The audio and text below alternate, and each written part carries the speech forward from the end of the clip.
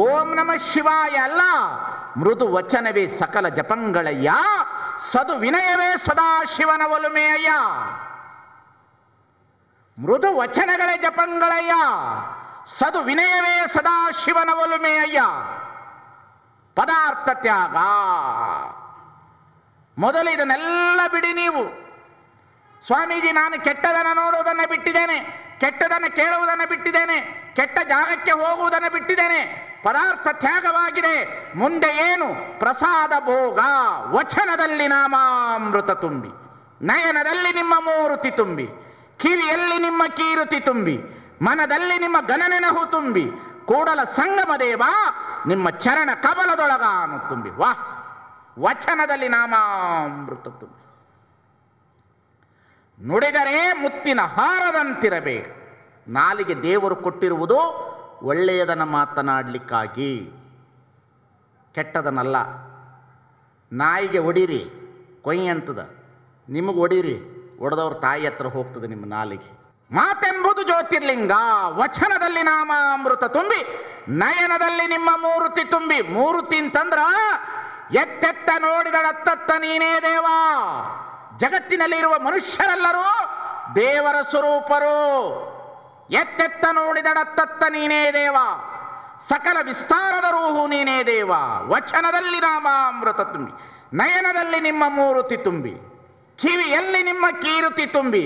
ಕೀರುತಿ ಅಂದರೆ ದೇವರ ಭಜನೆ ಅಲ್ಲ, ದೇವರ ಭಜನೆಯಲ್ಲ, ದೇವರ ನಾಮಸ್ಮರಣೆಯಲ್ಲ.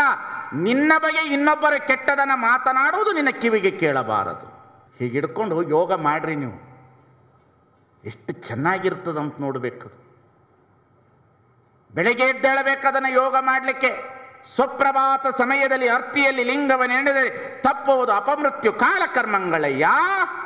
ಗಾಂಧಾರಿ ಮಾಂಧಾರಿ ಅಹೋರಾತ್ರಿಯಲ್ಲಿ ಲಿಂಗವ ಪೂಜಿಸಬೇಕು. ಗೋವುಗಳ ಕೊಲ್ಲುವ ಪಾಪಿಯ ಧ್ವನಿಯ ಕೇಳದ ಮುನ್ನ ಲಿಂಗ ಪೂಜಿಸಬೇಕು. ಊರ ಕೋಳಿ ಕೂಗದ ಮುನ್ನ ಲಿಂಗವ ಪೂಜಿಸಬೇಕು. ಕಾಡ ನವಿಲು ಒದರದ ಮುನ್ನವ ಲಿಂಗವ ಪೂಜಿಸಬೇಕು. ಮಲಗಿರ್ದ ಸತಿಯರ ನೆಬ್ಬಿಸದ ಮುನ್ನ ಲಿಂಗವ ಪೂಜಿಸಬೇಕು. ವಾಹ್! ಬೆಳಗೆದ್ದು ಯಾರಿಗೂ ತೊಂದರೆ ಕೊಡಬಾರ್ದು. ನಿಮ್ಮ ಪೂಜೆ ಹೆಂಗ?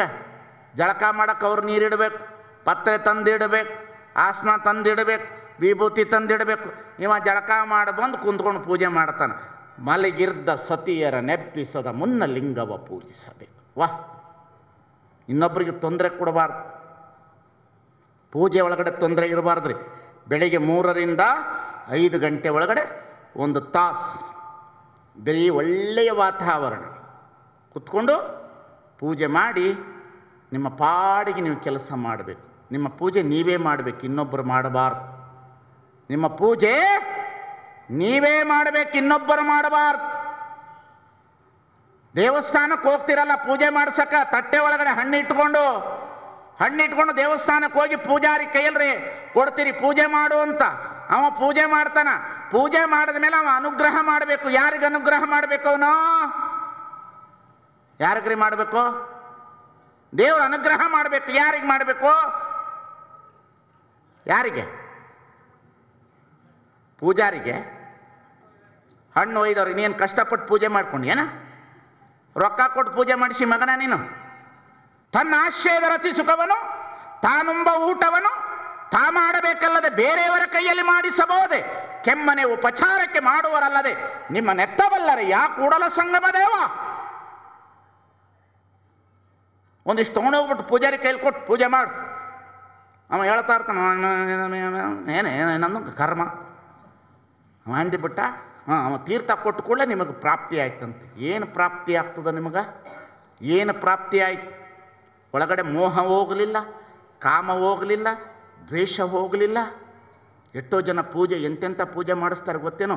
ಇವ್ರ ಮನೆ ಹಾಳಾಗಬೇಕು ನನ್ನ ಕಣ್ಣೆದ್ರಿಗೆ ಅಂತ ಪೂಜೆ ಮಾಡು. ಇದು ಪೂಜೆ? ಇದೆಂದೆಂದು ದೇವರು ಒಪ್ಪುವುದೇ ಇಲ್ಲ ನಿಮ್ಮನ್ನ ಯಾರನ್ನು. ಮಧ್ಯಸ್ಥಿಕೆ ಬೇಕು ನಿಮಗೆ ಭಕ್ತಿಗೆ? ಬೇಡ.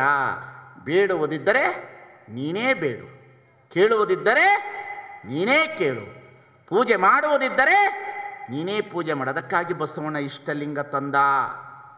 ಇಷ್ಟಲಿಂಗ ತರುವ ಕಾರಣ ಏನು ಅಂತಂದರೆ, ಹೊರಗಿರುವ ಗುಡಿಗುಂಡಾರದಲ್ಲಿ ಪೂಜಾರಿಗಳ ಕಾಟ ತಡಿಲಾರ್ದಕ್ಕೆ ಬಸವಣ್ಣ ಏನಂದ, ನಿಮ್ಮ ಲಿಂಗ ಇಟ್ಕೊಂಡು ನೀವು ಪೂಜೆ ಮಾಡಿಬಿಟ್ಟು ಚಲೋ ರೊಟ್ಟಿ ಉಂಡು ಕಾಯಕ ಮಾಡೋಕ್ಕೆ ಹೋಗ್ರೋ, ಅವ್ರ ಹತ್ರ ಹೋದ್ರೆ ತಲೆನೇ ಬೋಳಿಸ್ತಾರೆ 108 ಕತೆ ಹೇಳಿ ಅಂದಾಮ.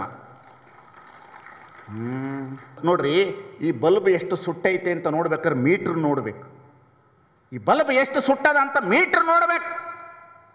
ಬಲ್ಬ್ ಚೇಂಜ್ ಮಾಡಿದ್ರೆ ಗೊತ್ತಾಗೋದಿಲ್ಲ, ಮೀಟ್ರ್ ನೋಡಿದ್ರೆ ಗೊತ್ತಾಗ್ತದ ಎಷ್ಟು ಸುಟ್ಟದ ಅಂತ. ಹಾಗೆ ನೀನು ಏನು ಪಾಪ ಮಾಡಿದೆ ಅಂತ ದೇವಸ್ಥಾನದ ಮುಂದೆ ಹೋಗಿ ಪೂಜಾರಿಗೆ ಹಣ್ಣು ಕಾಯಿ ಕೊಟ್ಟರೆ ನಿನ್ನ ಪಾಪ ಪರಿಹಾರ ಆಗೋದಿಲ್ಲ. ನಿನ್ನೊಳಗಿರುವ ಅಂತಃಕರಣದಲ್ಲಿ ನಾನು ಏನು ತಪ್ಪು ಒಪ್ಪು ಮಾಡಿದ್ದೇನೆ ಅನ್ನತಕ್ಕಂಥ ಮೀಟ್ರನ್ನ ನೀನು ನೋಡ್ಬೇಕು. ಶಿವ ಅಂತ ಹೇಳಿದ್ರೆ ಮಂಗಲ, ಯೋಗ ಅಂತ ಹೇಳಿದ್ರೆ ಕೂಡುವುದು, ಆತ್ಮ ಪರಮಾತ್ಮ ಆಗೋದಲ್ಲ, ಆತ್ಮ ಪರಮಾನಂದವನ್ನು ಪಡೆಯುವುದು.